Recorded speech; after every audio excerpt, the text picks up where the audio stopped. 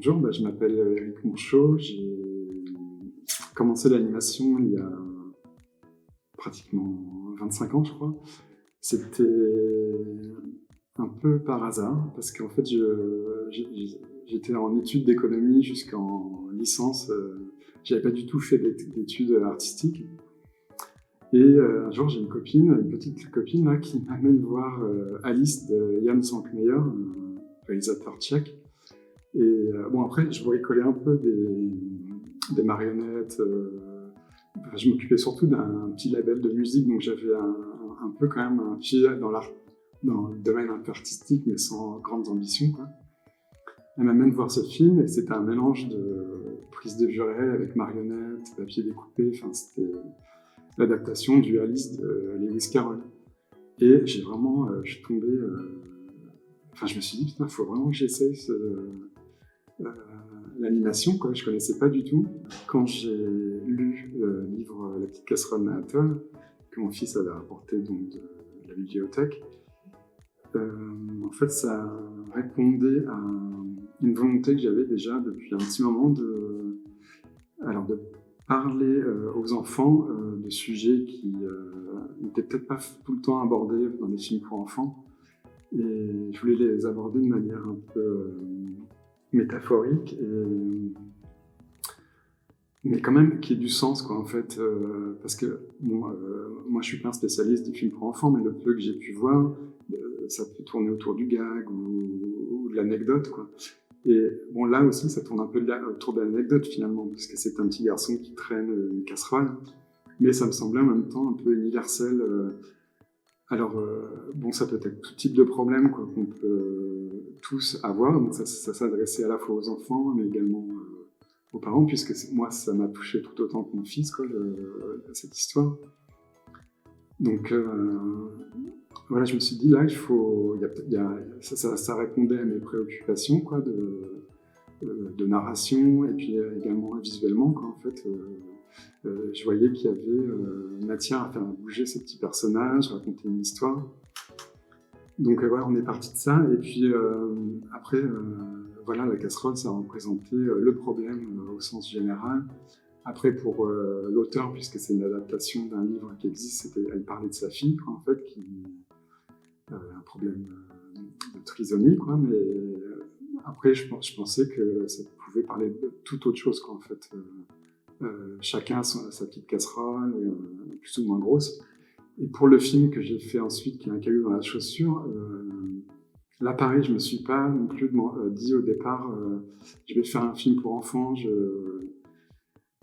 Pareil, je me suis laissé influencer par ce qu'il y avait autour de moi, donc les copains de mon fils, qui n'étaient pas forcément dans des situations régulières, quoi. Donc je dis voilà, pourquoi pas essayer de parler aussi de ça aux enfants. Et puis à travers les enfants, peut-être aussi aux parents. Et donc voilà, j'ai écrit cette histoire de la grenouille qui arrive dans un pays de lapins, quoi. Enfin, on ne sait pas très bien, mais oui, tout le monde des lapins, quoi.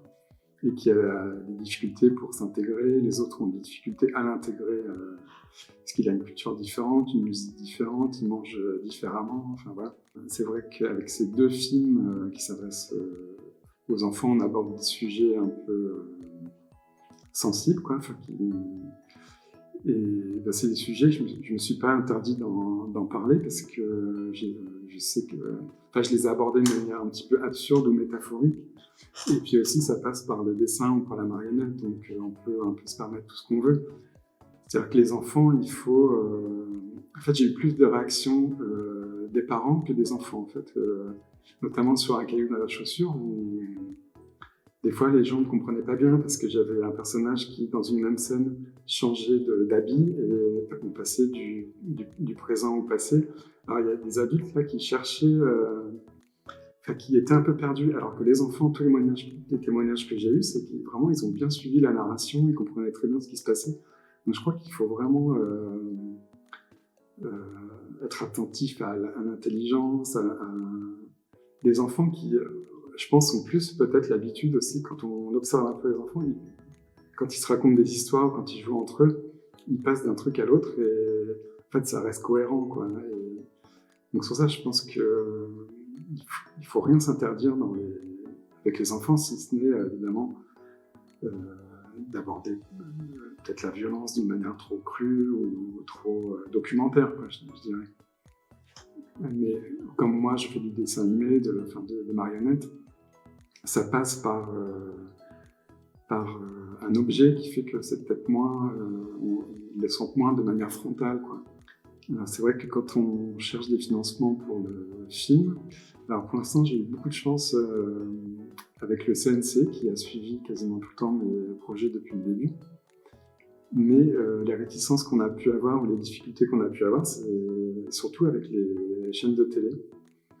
Alors surtout en amont, c'est-à-dire au moment où on fait les projets, où on écrit, où il y a peu de visuels, parce que au départ c'est une idée, il faut écrire ce qui se passe, décrire la situation.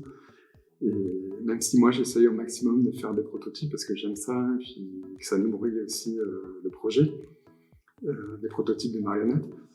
Mais souvent, à cette phase de l'écriture, les chaînes de télé sont... Alors, pas trop pour la petite casserole, parce que je pense qu'il y avait déjà le support du livre.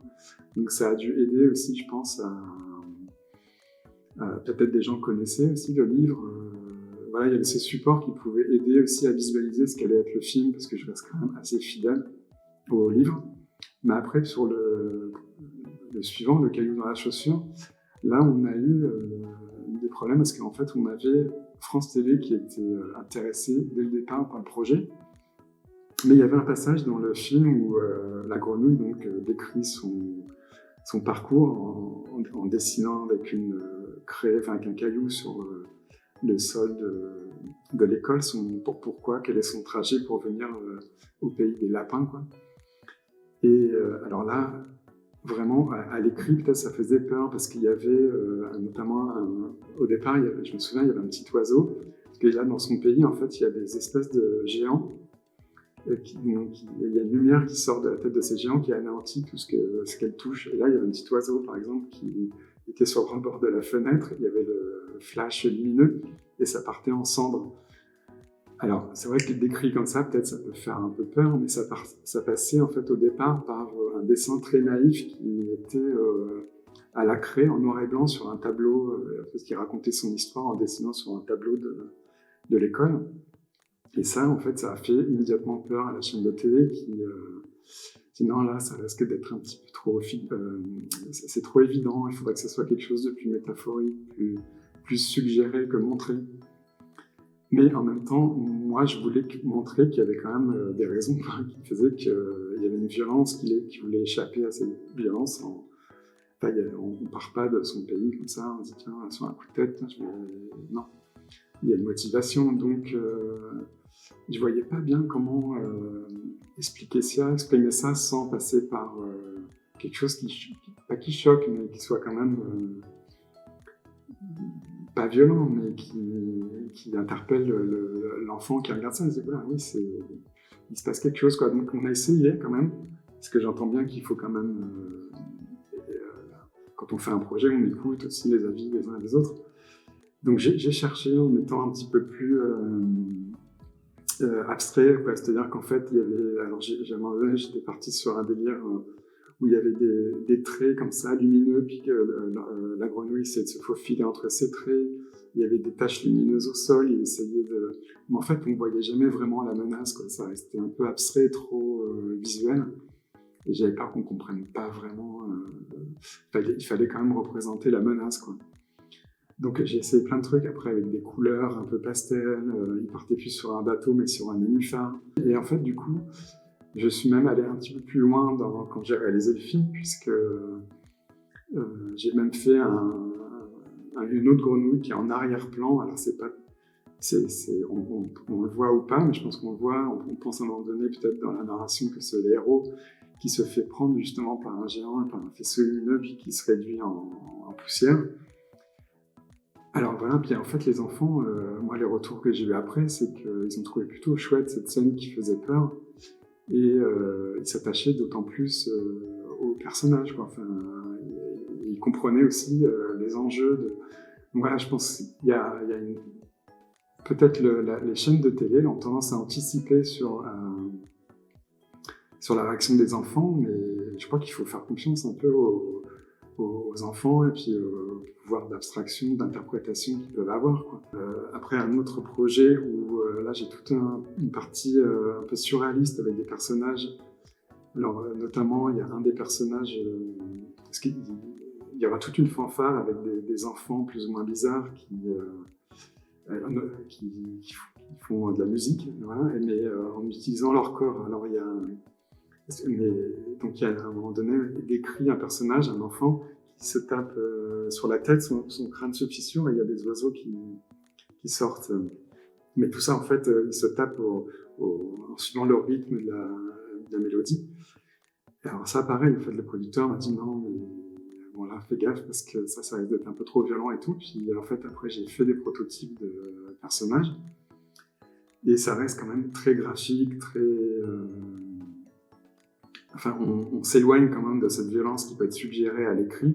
Ça reste un peu poétique et voilà. Et donc là, ça passe. Mais en fait, si on n'a pas ce support-là à un moment donné, c'est vrai que il peut y avoir une forme voilà, de rejet du producteur qui anticipe la réaction des chaînes de télé, quoi. Moi, ce sont un peu les problèmes que j'ai eu des freins que j'ai pu avoir pour les financements de mes projets qui, bizarrement, ensuite, qui ont fonctionné plutôt pas mal en festival et qui, du coup, ça intéressait, une fois fini, les chaînes de télé qui ont acheté les films après coup et non pas en amont à l'étape de l'écriture ou du projet, quoi. Alors c'est vrai qu'autant il y a pu y avoir des résistances de la part des chaînes de télé, autant avec les distributeurs, en fait, ils ont accompagné presque systématiquement et immédiatement le film, c'est même en amont, parce que les films du Préau, par exemple, ont accompagné la petite casserole d'Anatole avant que le film soit réalisé, à l'étape du projet. Et ça a été le cas aussi avec GBK qui a accompagné Un petit caillou dans la chaussure, précédent film.